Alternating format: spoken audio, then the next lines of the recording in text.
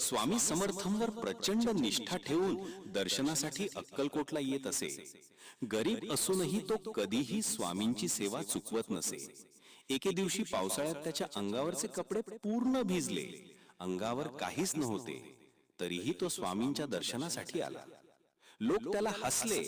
काय उपयोग इतक्या कष्टाचा, स्वामी तुला काय देणार? पण भक्त निर्धाराने म्हणाला, स्वामींचे दर्शन हाच माझा खरा खजिना आहे. स्वामींनी त्याच्याकडे पाहून स्मितहास्य केले. म्हणाले, अरे जेवढी निष्ठाने प्रेमाने तू इथे आलास तेवढा मोठा खजिना तुला कुठेच मिळणार नाही. देवाची खरी सेवा ही मनाने होते, वस्त्राने किंवा धनाने नाही. त्या भक्ताचे डोळे भरून आले. स्वामींच्या कृपेने त्याचे आयुष्य बदलले. घरात सुख समृद्धी आली. या कथेतून स्वामी समर्थांचा संदेश असा, एकनिष्ठ भक्ती हीच खरी संपत्ती आहे. तर एकदा अंतर्मनातून बोला, श्री स्वामी समर्थ महाराज की जय, आणि कमेंट मध्ये लिहा, श्री स्वामी समर्थ.